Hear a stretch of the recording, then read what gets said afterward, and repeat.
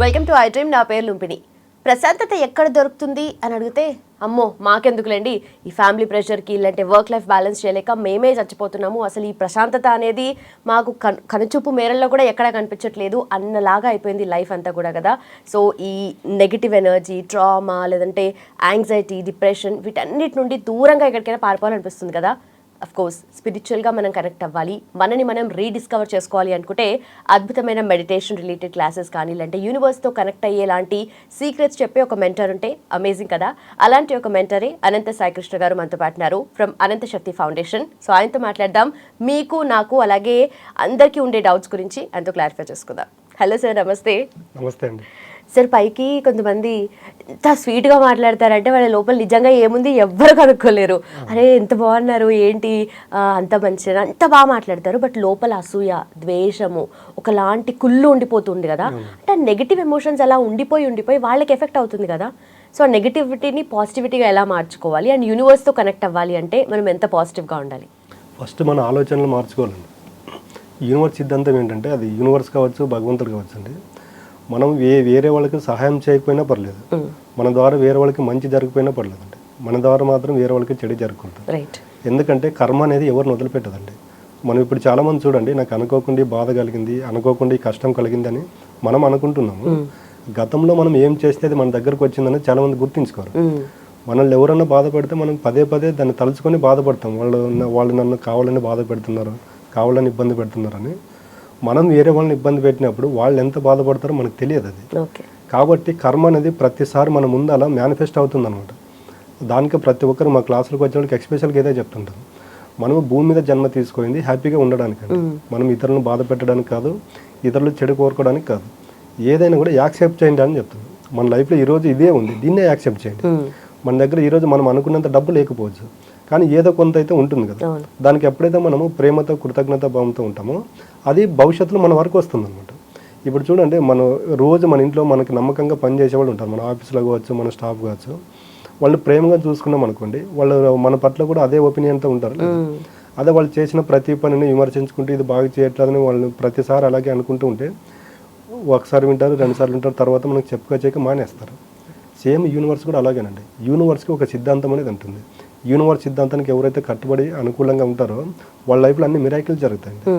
దానికి ఇవన్నీ ఎలాగ ఉంటాయంటే ఆధ్యాత్మిక మార్గం తెలిసిన వాళ్ళకి అర్థమవుతుంది. అంటే ఆధ్యాత్మిక మార్గంలో ఉన్న వాళ్ళు ఎలాగ ఉంటారంటే ప్రతిదాన్ని సాక్షిబద్ధంగా చూడగలుగుతారు. మీరు చూడండి, మెంటల్ స్ట్రెస్ కానీ ఈరోజు పెద్ద కోటీశ్వరులు కానీ డబ్బులు ఉన్న వాళ్ళు చూడండి, వాళ్ళకి ఆధ్యాత్మిక భావాలు ఎక్కువ ఉంటాయి. అవును, మనం అనుకుంటాం వాళ్ళకి ఏం డబ్బు ఉంది అన్నీ వస్తాయని. ఎవరికైతే డబ్బు ఉంటుందో వాళ్ళకి మెంటల్ టెన్షన్స్ ఎక్కువ ఉంటాయి.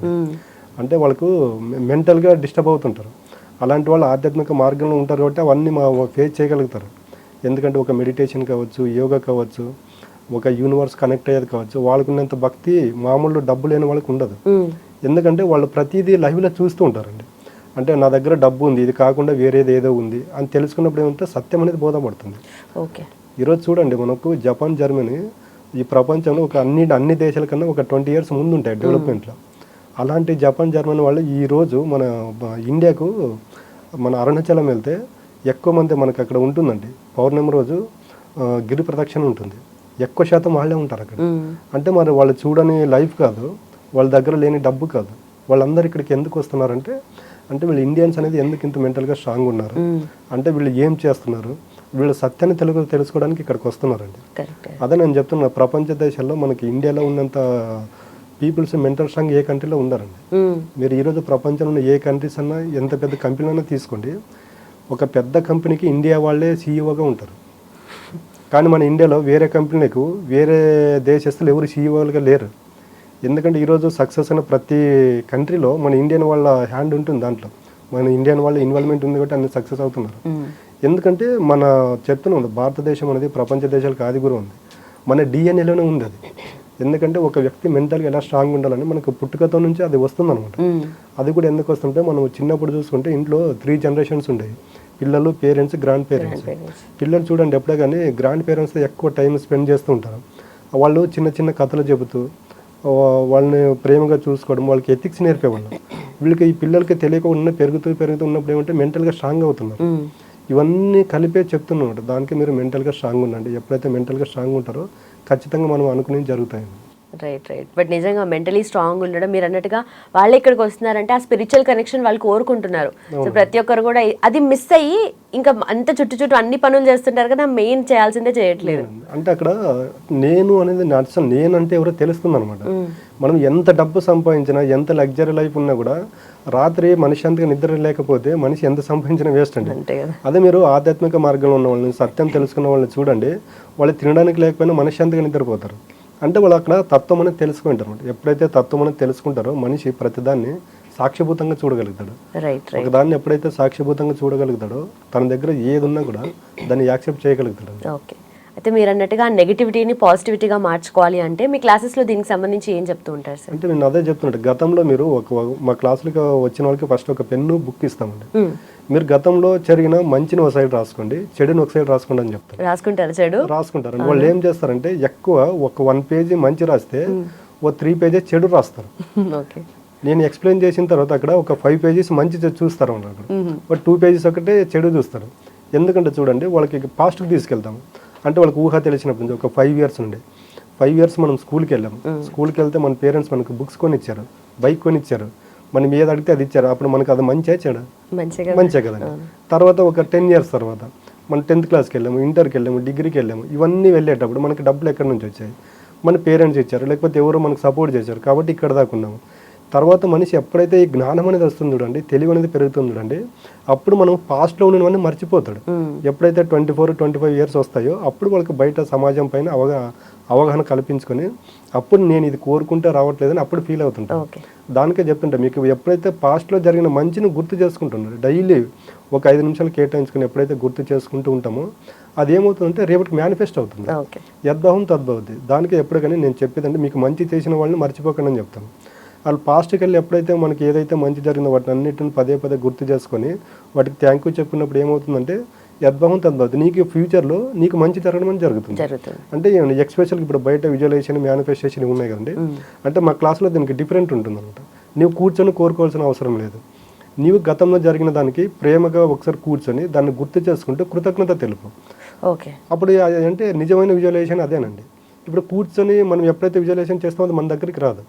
అది ప్రాక్టికల్గా దానికి ఎప్పుడైతే మనం గతంలో జరిగిన దానికి థ్యాంక్ యూ చెప్పుకుంటూ పోయినాం అనుకోండి, ఒక 4-5 రోజులు ఇలా చేస్తే తర్వాత మనం విజువలైజేషన్ చేయడానికి ఈజీ అవుతుంది. అంటే నాకు గతంలో ఇది జరిగింది, మంచి జరిగింది కదా అంటే ఖచ్చితంగా భవిష్యత్తులో కూడా వస్తుంది. అంటే అప్పుడు ఆ మనిషికి కాన్ఫిడెన్స్ పెరుగుతుంది అనమాట. అప్పుడు కూర్చున్నప్పుడు ఏమవుతుందంటే ఈజీగా విజువలైజేషన్ చేయగలుగుతాడు. అంటే మా దగ్గర విజువలైజేషన్ టెక్నిక్ ఈ విధంగా ఉంటుందండి. పాజిటివ్ అంటే నెగిటివ్ మన లైఫ్లో యాక్చువల్ అంటే 80% పాజిటివ్గానే ఉంటుంది. బట్ మనం ఏం చేస్తుంటే ఈ 80% పక్కన పెట్టి, పాజిటివ్ని పక్కన పెట్టి 20% నెగిటివ్ని మనం తలుచుకుంటూ దాని గురించి మాట్లాడుకుంటూ భూతద్దంలో పెట్టి చూస్తాం కాబట్టి మనిషికి అదే మనకు అవే మన దగ్గరకు రావడం అనేది జరుగుతుంది. అలా ఉంటుందండి. బట్ నిజంగా ఈ మధ్య అంటారు కదా, సోషల్ మీడియాలో ఎక్కువగా ఫేమస్ గ్రాటిట్యూడ్ జర్నలింగ్ చేయండి అని చెప్పేసి. బట్ మీరు చెప్పేది నిజంగా ఇది మన రూట్స్తో కనెక్షన్ కదా. అంటే కృతజ్ఞత తెలపడం అనేది మన పెద్దవాళ్ళు మనకి చెప్తూనే ఉంటారు ప్రతిసారి కూడా. ఇప్పుడు ఏదో కొత్తగా వచ్చి గ్రాటిట్యూడ్ జర్నలింగ్ అవన్నీ కాదు, కానీ మనం ఏదైతే నిజంగా ఉందో మన పెద్దవాళ్ళు చెప్తున్నారో అది చేస్తేనే ఫస్ట్ సొల్యూషన్. నేను అదే చెప్తుంటా క్లాసుల్లో కూడా, ఇది visualization, manifestation, law of attraction ఇప్పుడు వచ్చిందని మీరు భ్రమపడుతున్నారు. మనకి యుగాలు 4 అండి: కృతయుగము, త్రేతయుగం, ద్వాపరయుగం, కలియుగము. కృతయుగం పక్కన పెట్టేస్తే మనకి ద్వాపరయుగం, త్రేతయుగం నుండే ఈ విజువలైజేషన్, మేనిఫెస్టేషన్ అని మనం ఉన్నాయి. దానికి నేను ప్రతి ఒక్కరు చెప్తుంటే ఒకసారి భగవద్గీత వినండి, రామాయణం చదవండి అన్నప్పుడు ఏమవుతుందంటే వాళ్ళకి మేనిఫెస్టేషన్ ఎలా జరిగింది, వాళ్ళు ఏ విధమైన విజువలైజేషన్ చేసుకున్నారు, వాళ్ళు పర్టికులర్గా కూర్చొని చేయలేదు, వాళ్ళు పూర్తిగా పంచభూతాలకు అసెండ్ అయ్యారు. ఎప్పుడైతే పంచభూతాలకు అసెండ్ అవుతారో అప్పుడు ఏమవుతుందంటే పంచభూతాల తత్వం మనకు వస్తుంది. ఆ పంచభూతాల తత్వం మనకు వచ్చింది అనుకోండి, మనకి ఏది కావాలో యూనివర్స్ చూసుకుంటుంది. అప్పుడు మనం ఎక్స్పెషల్గా కోరుకోవాల్సిన అవసరం ఉండదండి. Right sir, thank you so much sir. Thank you. Yes, so చూస్తున్నారు కదా, సోషల్ మీడియాలో చూస్తుంటే మీరు గ్రాటిట్యూడ్ జర్నలింగ్ అంటారు. సరే, పేరు ఏదైనా పెట్టుకోండి, కృతజ్ఞత తెలపడమో గ్రాటిట్యూడో పేరు ఏదైనా అనుకోండి, కానీ అనుకున్నది మాత్రం ఆ గ్రాటిట్యూడ్ అనేది మీకు ఉంటే కనుక ఒక్కసారి విజువలైజ్ చేసుకోండి, ఒక్కసారి దాన్ని గుర్తు తెచ్చుకోండి అని సార్ చెప్తున్నారనమాట. సో దట్ మనసు కూడా మనకి తేలిక అవుతుంది. అండ్ ఇది ట్రై చేస్తే డెఫినెట్లీ చూడండి. సో క్లాసెస్ అటెండ్ అవ్వాలి అనుకుంటే కనుక కింద మెన్షన్ చేసిన నెంబర్కి వెంటనే కాల్ చేయండి. And for more videos, please subscribe to iDream. Please subscribe to iDream. Please subscribe iDream. And please subscribe to iDream. For more videos, subscribe to iDream. please like, share and subscribe to the channel. Congratulations, iDream. Subscribe to iDream. Subscribe to iDream. So subscribe to iDream Media. iDream కి iDream team అందరికి huge congratulations. Please subscribe iDream Media. Please subscribe to iDream. Subscribe iDream. Please subscribe to iDream. iDream అంటే నా కళల channel subscribe చేసుకున్న నోరు తిరుగుతలేదు, మీరైతే గంట గుర్తు కొట్టండి. For more such videos, please subscribe to iDream. Subscribe to iDream. Please subscribe to iDream. Please subscribe iDream Media. Please do subscribe to iDream. Please subscribe to iDream Media. For best entertainment and information, please subscribe iDream. And don't forget to subscribe to iDream.